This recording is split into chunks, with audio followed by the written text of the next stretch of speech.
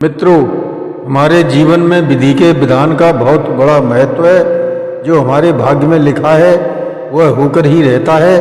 अब आप यह खुद जान लें कि कैसे एक पुत्र अपने ही पिता की हत्या कर खुद ही राजा बन जाता है।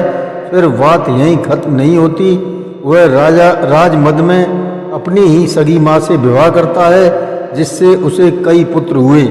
ऐसा कैसे हो गया, उसे जानने के लिए हमारी इस कहानी को पूरे मर्म को समझें कि क्या ऐसा भी हो सकता है। आगे बढ़ने से पहले हमारे इस वीडियो को सब्सक्राइब व कमेंट करके बेल आइकन जरूर दबाएं। धन्यवाद। नमस्कार, मैं रणवीर सिंह लोटस एंटरटेनमेंट में आपका हार्दिक स्वागत करता हूं। मित्रों, बहुत समय पहले यूनान की पवित्र धरती पर एक राज्य थीव्स था। वहाँ के राजा लायस और रानी जुगेस्टा ने वर्षों तक संतान की कामना की।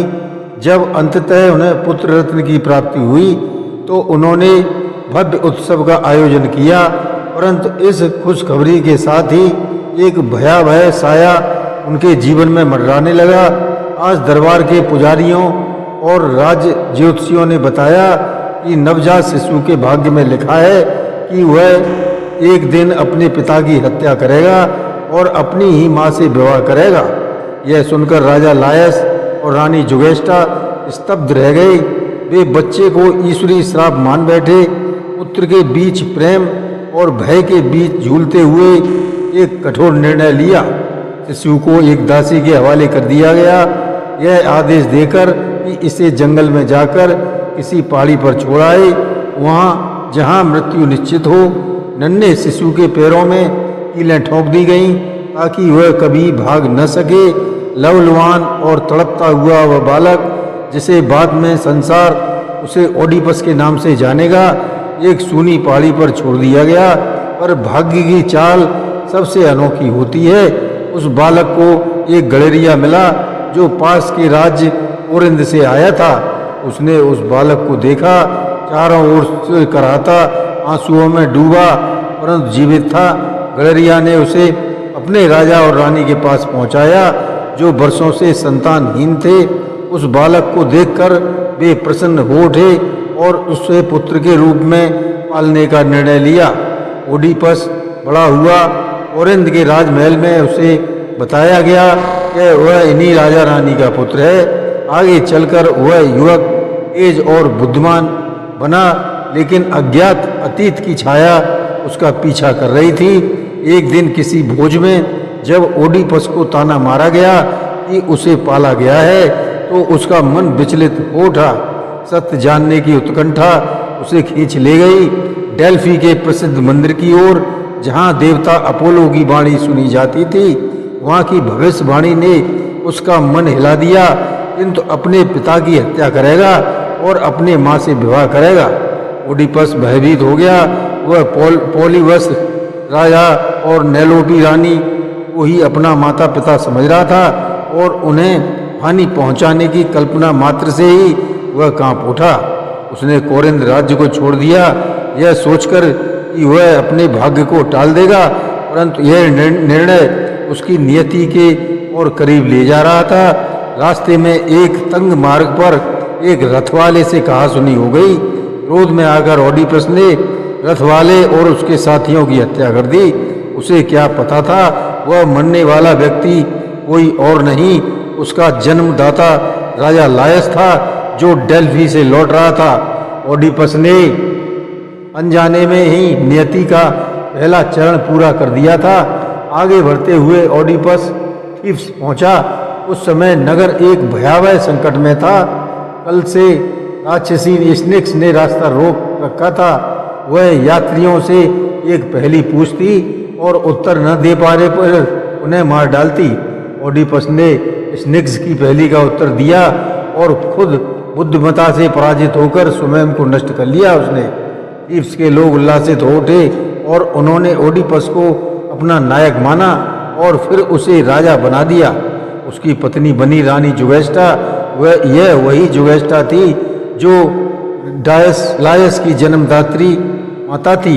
जाने बिना पहचाने ओडिपस ने अपनी नियति का दूसरा चरण भी पूरा कर दिया। समय बीतता गया। ओडिपस और जुगेस्टा का जीवन बाहर से देखने पर अच्छा ही प्रतीत होता था। ओडिपस जब थीब्स का शक्तिशाली और लोकप्रिय राजा था, प्रजा उसे सम्मान देती थी और राज्य में स्थायित्व लौट आया था, परंतु ईश्वर की दृष्टि में वह शांति अस्थायी थी। एक दिन थीब्स पर भयानक महामारी टूट पड़ी।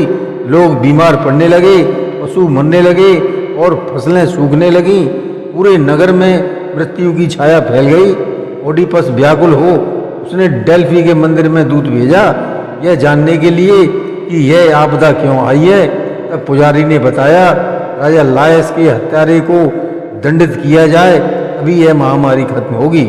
ओडिपस ने दरबार में तुरंत एक सभा बुलाई और कहा, मैं उस हत्यारे को जरूर ढूंढ निकालूंगा और दंड दूंगा, वह चाहे कोई भी हो, चाहे वह मेरा रक्त ही क्यों न हो। यह शुरू हुई एक रहस्य के प्रतिकूल खुलने की प्रक्रिया, जो अंततः स्वयं ओडिपस को ही नंगा करने वाली थी।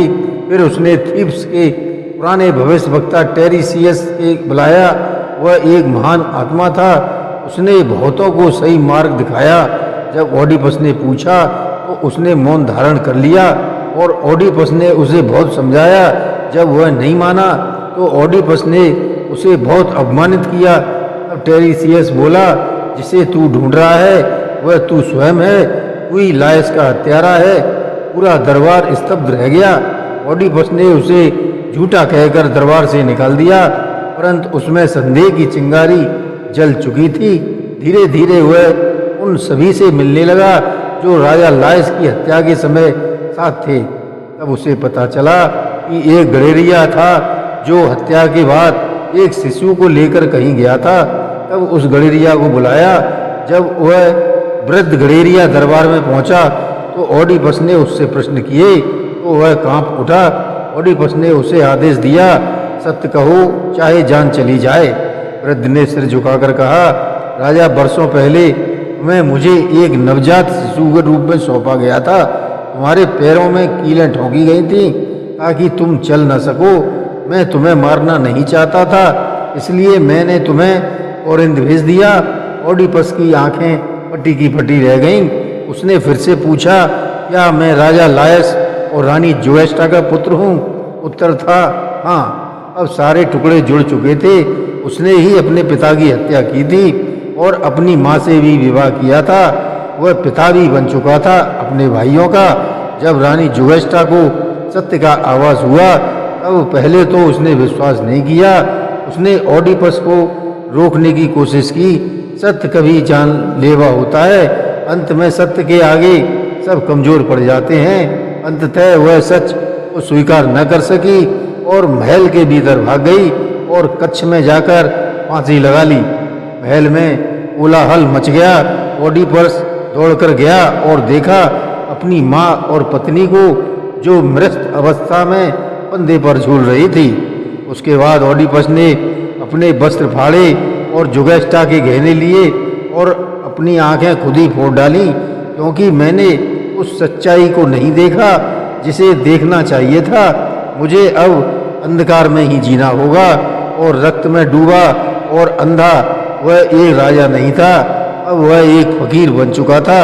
ओडिपस ने अपने आप को निर्वासित कर दिया था।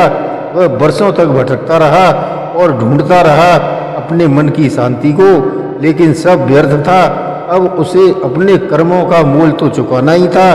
केवल उसकी पुत्री ने उसका साथ दिया, क्योंकि पुत्रों ने तो उसे पहले ही ठुकरा दिया था। एकमात्र प्रकाश जो उसके जीवन में बचा रहा, उसने अंत में कोरोनस नामक स्थान पर विश्राम पाया और एक दिन शांति से उसने इस संसार को छोड़ दिया। यह कथा एक त्रासदी नहीं बल्कि एक चेतावनी है। भाग्य से भागा नहीं जा सकता और जो सत्य से आंखें मूंद ले अंततः अंधकार में ही जीता है। जय श्री कृष्ण।